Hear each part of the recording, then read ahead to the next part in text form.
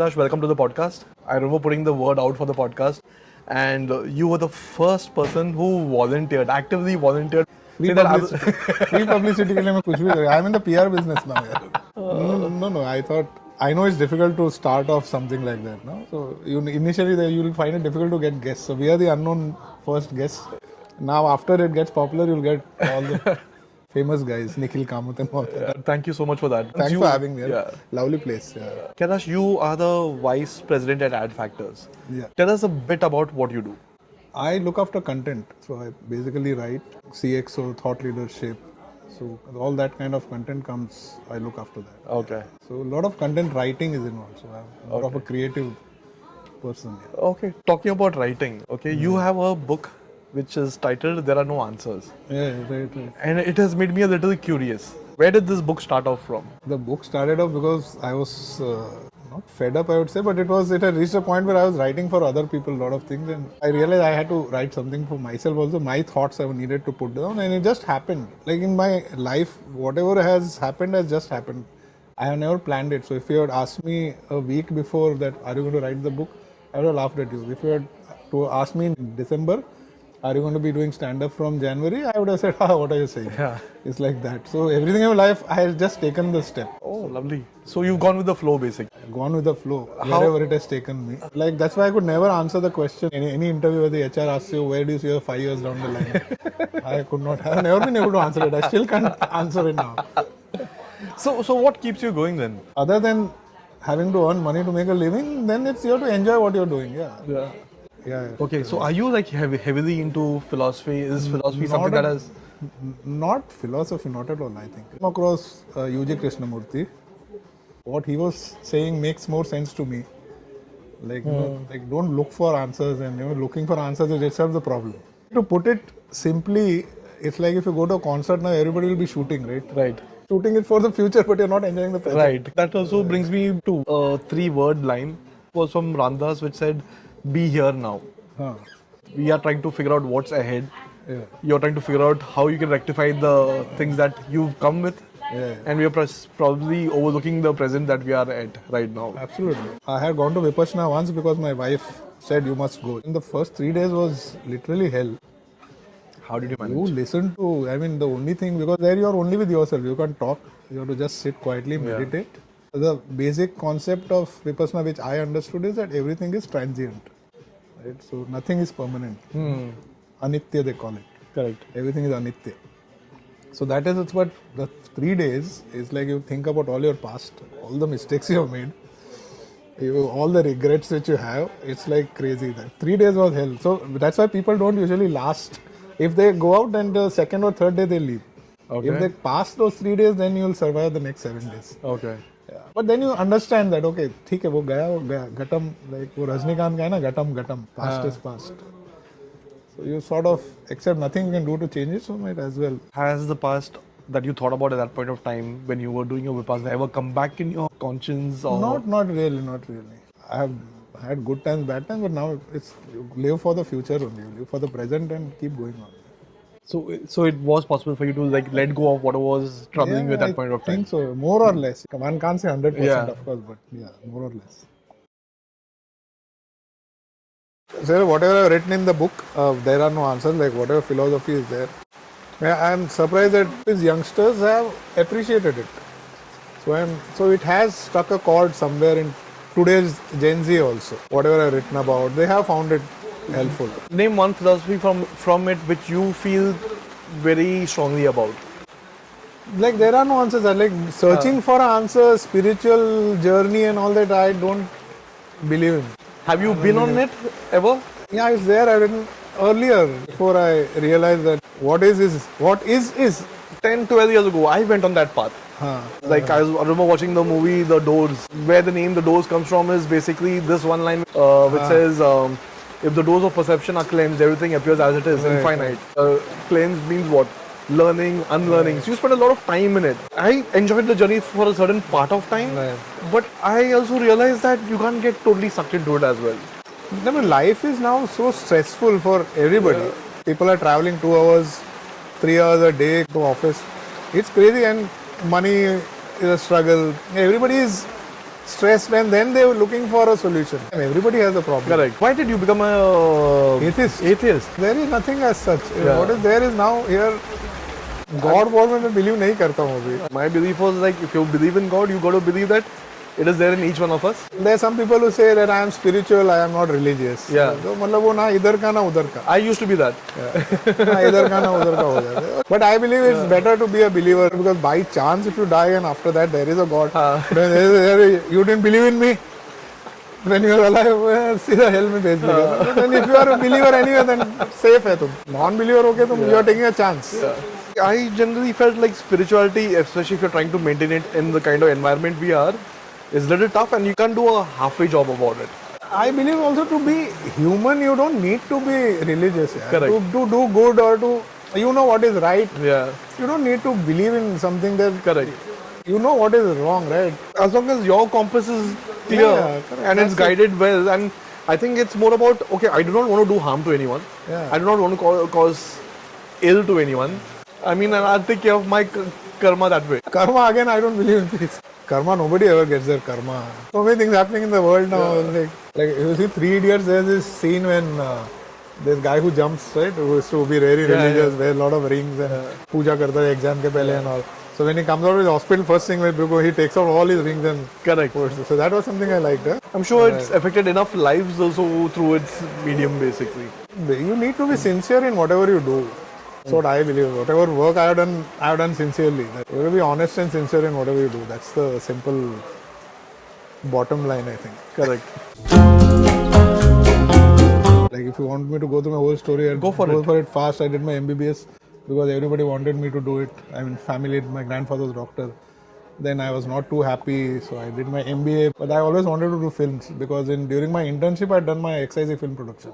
So that was great fun, which I enjoyed. Yeah. So, I mean, they are now big people. Rensil De Silva, who wrote Rang De Basanti, who directed Kurban and a lot of other films. Right. So he was my batchmate. So Which year was this XIC? XIC 1990. 1990. I did it 10 years after, exactly 10 years after you. I was the batch of 2000. We were the last batch to have a 35mm 1-minute project. So that was great fun. We had nothing. Yeah, even that we shot, but we never could get the final print. There was no budget for that. But we edited it. So after XIC, then what? No, XIC I did my MBA, so I did not get into films immediately. So I have been late everywhere in life. Late entrant everywhere. Then after I did my MBA, I worked in a pharma company for 9 months. Okay. Coincidentally, 9 months delivery hota hai. So I wasn't delivered into films. One day I decided, so one of my friends knew Aruna Raje. Aruna Raje Patil was directed Rihai and all. Okay. So I went and met her. So there was a TV pilot which she was shooting. Okay. So I did that with her. Then there was a film with Plus Channel Bhairavi where I was an assistant director. Okay. So I remember I joined as a third assistant and it was a good learning process. This would have been like 95, 96? Yeah, 94 this was. Wow. Which if you look at my career or whatever, every 7-8 years I have done something new, though in the same space. Correct. Films, then television with channel production house, now in PR, now I'm started doing stand-up. So every 7-8 years I have sort of started something new. Okay, that's relatable. Can I ask you questions regarding this? Okay. So I started my journey in 2000 as an assistant director, music videos, Punjabi music videos. From there I moved on to two fiction shows. Then from there I moved on to advertising. And this is a question I've been asking myself recently. After advertising, I came into non-fiction. Non-fiction, I stayed for quite some. For 20 years, I've spent in non-fiction, but I've done different things in that. Right. Different kind of shows. I've done promos as well. I've done sports, writing, created formats. I dived into AI to create AI art. I dived into podcasting now. A lot of different things, but in one in this overall space, same field. One space. Question is, does all this experience matter? Why should it matter? Why do you want it to matter? See, either you can select to be specialized in something and you keep focusing on it, you become such an expert, you make a name for yourself, direct, become a big director. Correct. Or you do a lot of different things and you enjoy each part of the journey, you enjoy. Correct. There's no expectation to enjoy the journey, not the destination. I mean, think about the journey. That is 2-3 ways you can live life any way you want. Why do you want it to, like I said, why do you want it to matter? Yeah, because that is your ego, maybe, not asking you to. Maybe while I'm doing the podcasting, right? It's something I really enjoy. I enjoy talking to people. I never knew that. Yeah. I enjoy this conversational bit with people, especially when I can connect with people and talk about it. And So even here, you're not looking at likes or views right now, right? no. My whole idea of this was to try and reach out to people who can get you're some. doing it for yourself, so that's the best way, I think. You do Yes. what you enjoy. I mean, for me, it feels really fresh. Yeah. Same space. There is a camera. There are audio devices. I'm in front talking to people about it. Why do I want it to matter? Is not from the recognition space. Probably it's more from, is it a pro or a con to have just been in one space all the time? There is no pro con as long as you enjoy doing it. Why should it matter where it leads? Like I'm doing stand up, it no connection with what I'm doing earlier at all. If you ask me what I enjoyed was being a EP on Raincoat. Okay. The feature film. Okay. That process I fully enjoyed. So whatever I had learned during filmmaking, I had to put in there. I was there from like beginning concept to the final print delivery for the international release, everything, ad labs, everything I was there. That was fun. So if you enjoy the process, it's fine. I think you have to enjoy that. Yeah. I have not become anyone big or anything, but my work has been appreciated, so that's okay. I think over the last 25 years, whatever aspect I've been in, when I started off as a AD, where there was like probably 15 minutes of sleep a day. Yeah. That's all you got. To like creating concepts, running shows, even this. It's always been something that I enjoyed.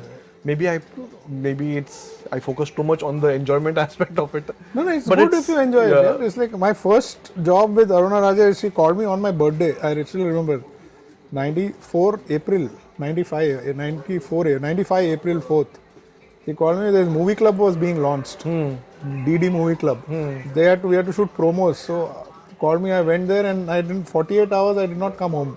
And I was standing because as soon as I used to sit down, I used to doze off. So I was standing and working, finding the U-matic, finding the clips. It was basically putting clips together for the promo. So correct. So that if you enjoy the work and like the film as a AD, like I enjoyed it for 40 days. I lost 10 kgs during the shoot. You have to run up and down. You're the only assistant. I was the only assistant in post. Nobody else who knew the film. It was crazy. Good fun. So life has been good fun. I'm glad you said that. I mean, it's. I think it's important for people to know as well because there have been bad times. I won't say that. Like 2003, and I was out of work at one point, so I was almost seen from zero build up again. Like when I got back into Sahara, then Winnipeg, Raincoat happened. So for 1 year was bad, but then it picked up again. Again after Sahara, like I said, 1 year was a bit bad, and then it picked up again. There have been nothing is smooth. Correct. Life. You have to adapt, survive. Luckily, you survived. I think these are cycles that keep happening. Probably like at some point, and then everyone, I think, maybe not financially, they'll have some other problem. Everybody has a problem nowadays. Correct. Like we say, everyone in my office also, there people will talk as Gen Z, they are not working. But if there are some who are working, those who are sincere and interested, they are working. Whatever Gen Z or whatever generation they are from. Correct. There will be some always who are just doing it because of love there. But there those who are there who enjoy the work, who do it, even if they don't enjoy, they'll do it sincerely, right? Correct. That is important. Correct. This is a question I have from you since the Meditech days, okay? Of all the business heads I've ever met. I was only associate business head. I have not been a business head in any of my... I have realized in my life that I am not a CEO kind of person. Okay. For whatever reasons. So Kailash, you've always been the person who was senior management, but always jovial. You were a genuine person. It was like easy to talk to you. It was easy to approach you. What kept you that way? I think, I have started as a assistant director, which is, I would call it, and now not like now in films when I see there are some 12 assistants. We were 3 assistants. Correct. And we did a outdoor, it was a 40-day shoot in Mysore. So we did 10 days, 15 days was indoors. As soon as we shifted outdoors, the chief assistant came back to Bombay that I am not well. So then we were only 2. Okay. And then the other assistant, when we went outdoor, he did not come in front of Arunaji. Okay. Arunaji was a very tough, like if you must be hearing stories about some directors. Yeah. Right? So she was one of those tough directors. So it was like trial by fire. So I have seen everything. So there's another thing, when I was an assistant, conveyance was very important, which is why even in Veritech and all, I never grudged anybody conveyance. Correct. The conveyance is something which keeps you going. I never grudge all that. So you have, when you go through that and I think you stay in touch with what you have been through, then it helps you when you are doing something senior or manager. That is what I think. Because if you experienced it, you figure out a way to make it easier for the next person, or at least for them to like be able to approach you and talk to you. It becomes you easier. know, when you've done stuff hands-on, then you know all the problems which are there. Right? So it helps you when you're doing that, and then it, of course, I don't know, every person is different. Yeah. But I am that kind of guy who. But that's also the time, if you lose it when you're under pressure, shouting or something, it not only help you find a solution. Right? Correct. So that was the basic logic. Correct. It's better to stay calm and find a solution. Well, like even if any shoot is deadline, the episode has to go, going and shouting at the editors is not going to make it come any faster. I agree. I agree with that. So that point of it, that's the point. I remember once in Veritech, we were doing this episode for over some award function or something, some episode event kind of thing it was. So we did that and we missed the telecast here to deliver the tape here. Right? Okay. Veritech has never missed a telecast, right? Correct. So then I asked who's got a passport. So then we sent him to Hong Kong because the cost of a flight to Hong Kong and back was much less than the fine. The fine you would have to pay. You would have to pay. Yeah. So he went to Hong Kong. At that time there was visa on arrival. So he went to Hong Kong, delivered the tape to, and came back the next day. Oh wow. They were surprised that time. That is quick thinking. That is like That is sorting the out. way. That's the way it's to sort Right. out. No, of course, the bosses will get angry and start shouting. How can you do it? But you can't then get affected by their shouting at you. Also, Yeah. right? You have to find the way out. Kya kare? Kailash, with the option of career opportunities that today's kids have, do you wish that we had that same kind of exposure at our time? In our time, it was only engineering or medicine, at least for me. Correct. If you have taken science, it was engineering, medicine, or then you do whatever Correct. dentistry or other stuff which Correct. you do, physiotherapy, audiology, what if you don't get in medicine. Yeah. Then, like I've done crazy stuff. I did my MBA in finance, then I didn't do finance at all. I have found that whatever I do comes in useful. Somewhere. Yeah. So That's what finance came in useful. Even when I was in Veritech and all for budgets and all that, it came in useful. And my healthcare MBBS is now coming in useful now. In the last 8 years, I have done so much about healthcare which I've never done in my last 10, 15 years before that. Okay. Like there was a point of time where I thought like everything that I studied in school was of no use. That's what we think, but think, somewhere in the subconscious, in the background, it is helpful. Something, even what I studied in science, whether I was not paying too much attention to it, in the last few years where you're shooting something and you're like, you apply science to it and it makes sense. Well, this is the reason I was studying for. If you're not consciously aware that it will be helpful, I'm sure it helps. Yeah. Which is why it's more important to be in the moment. Correct. Always. Correct. Where are you from? Udupi. Udupi, Mangalore. I was just telling someone today in Udupi there's a temple. I've gone there because I was there's some shooting temple Raja Rasoi over there. And there the prasad, the lunch that is served, is served on the tiles of the temple. Okay. And you sit down on the ground and there's no this. You just sit down and on the tile in front of you, it is served over there and it's clean. There's no issue about it or anything like that. It's not a hygiene issue. Everyone comes, line up and they sit on opposite sides. The tile in front of you is filled with food. They come with the servings. You eat your meal and you leave. And then as soon as you leave, it's immediately again cleaned up for the next batch of people to come in. I didn't know about That was very fascinating. I think you should try it out. I didn't know about this. I mean, I generally tell people I'm probably the only Christian guy who's done the Char Dhams. That was an experience. I remember Santosh calling me at 3 a.m. in the night saying that there's no money and we have to move on. I said, accountant ko girvi rakh do. So accountant was kept in the hotel and then they allowed the unit to proceed further. Oh wow. I mean, those are the ups and downs that you face in the filmmaking business. Because I remember Mahayatra, I remember the landslides, I remember walking up to every temple. And the finale which was shot at Kailashnath, coordinating that. Yeah. How does it look from here on? Like what you've done in your past, whether it's career, whether what you put into yourself, how much does that help with the next few years or next 10 years? It may help or it may not help at all. Like what I'm doing now has got no connection with what I. Sometimes when I look at my Meditech files when I was in TV production in Sahara, the number of Excel sheets and all, which budgets and all, it was crazy. I thought, have I done so much work? If I look at those folders, it's like, इतना सब काम किया मैंने. My God.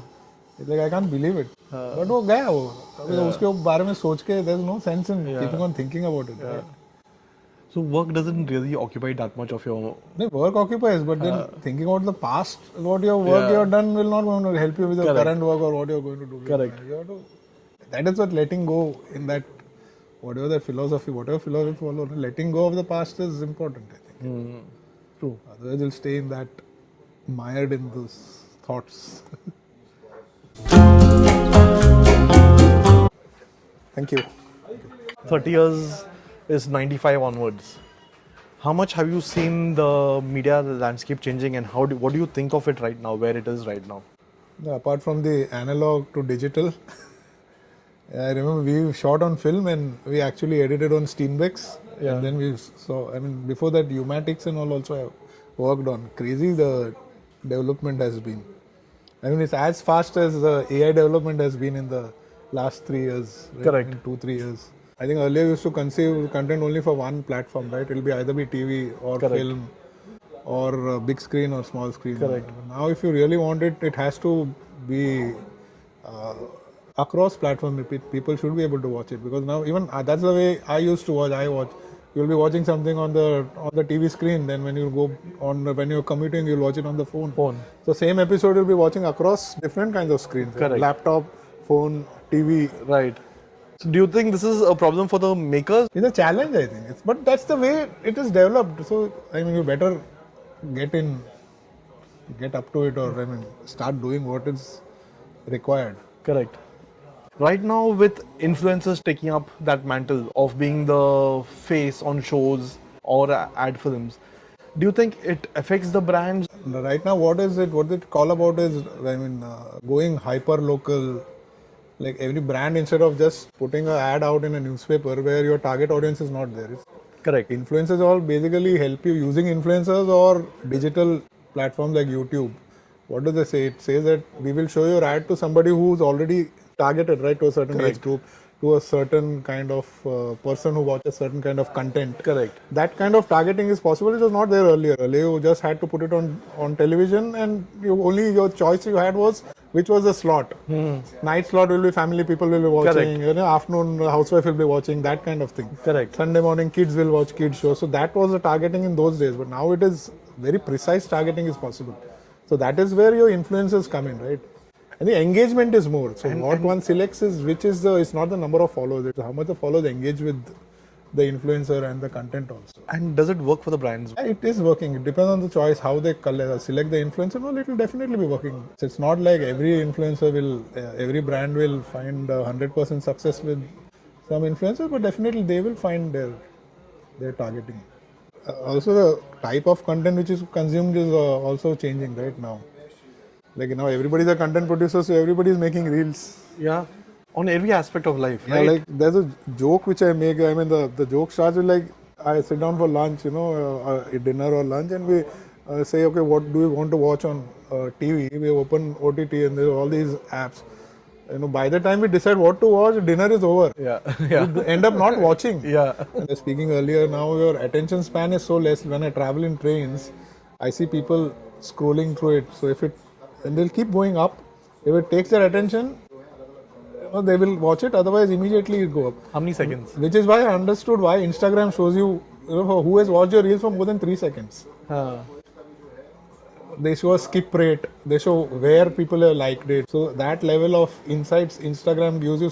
But I don't know if anybody actually structures their content so that it is perfect. Correct. No skip rate. Correct. I don't know how that is achievable completely as well. That will make it very clinical. But yeah. Like when I make a joke or something, it is for something I want to say. I'm not making it for an algorithm. Correct. Right?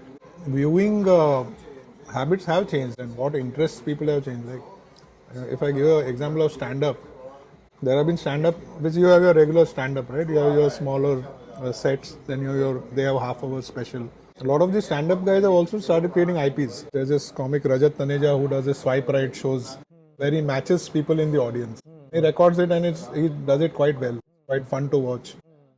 Then Gaurav Kapoor does this Lie Hard where he gets comics, and it's an IP which has been created, formats like we used to create. Correct. And they are getting sponsors, and it's not your normal roast, it is different kinds of things. Correct. I think since Swati Sachdeva is another comic who has it's a drinking show. So these are formats where you cannot do it on regular television, and I mean they might be crossing a thin line when it comes to that.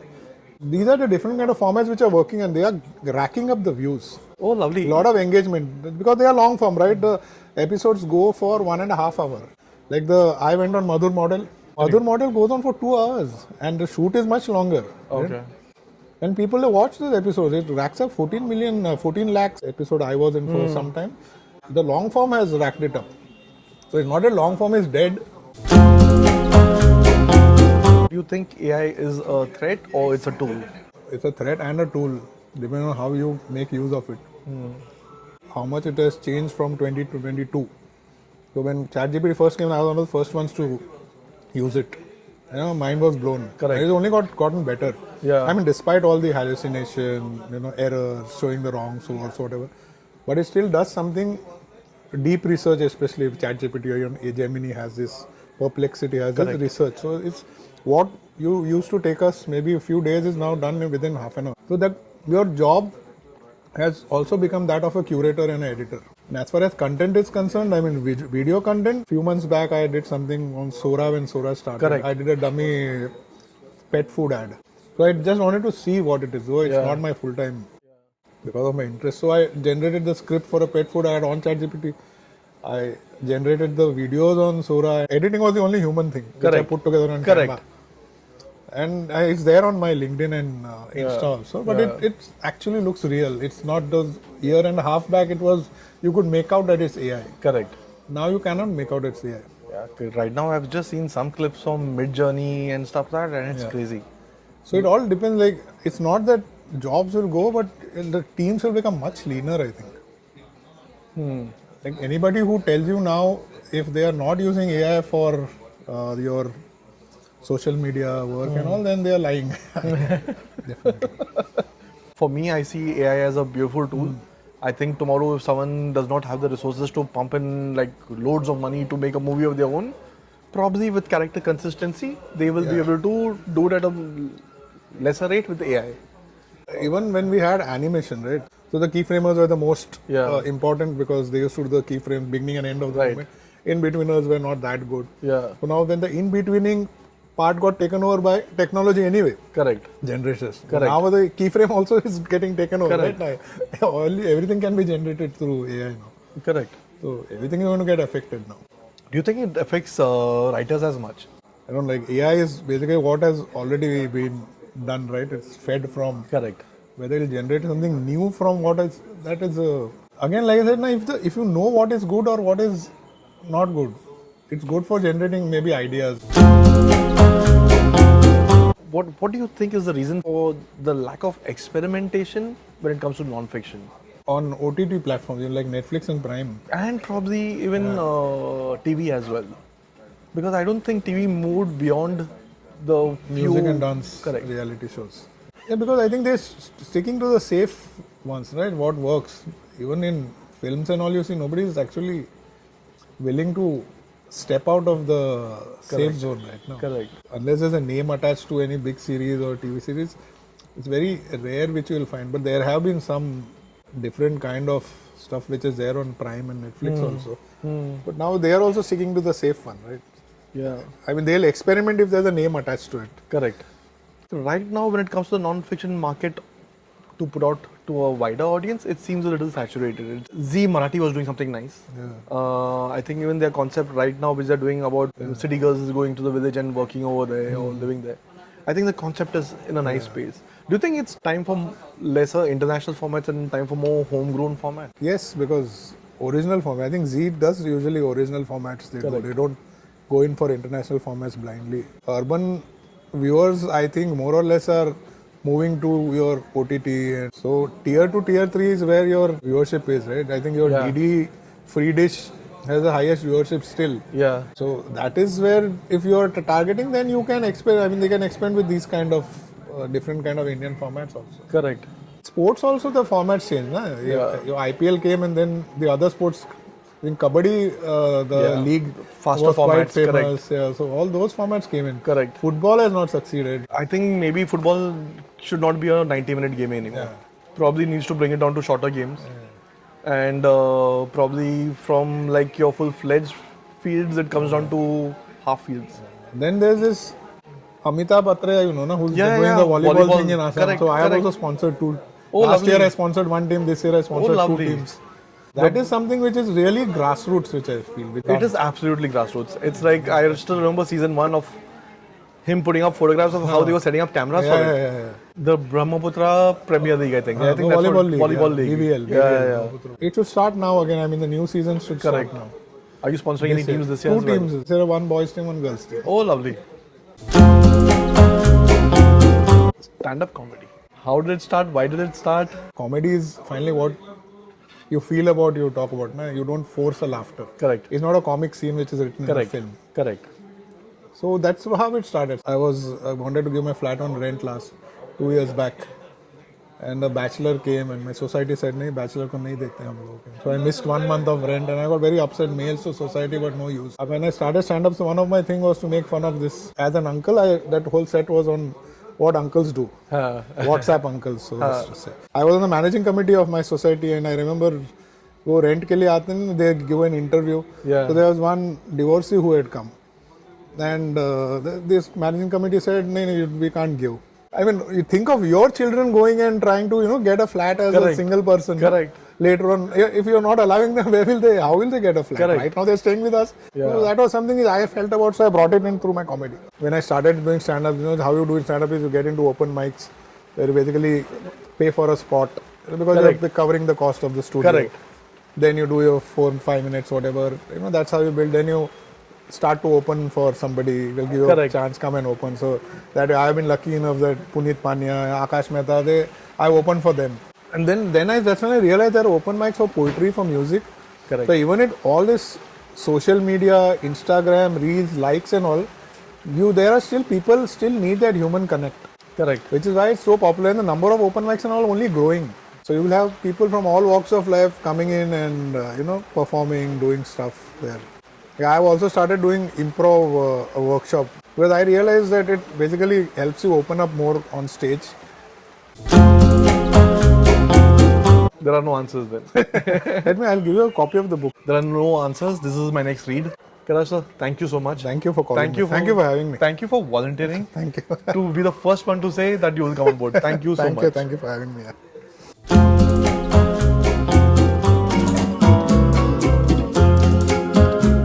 YearBeerFatte.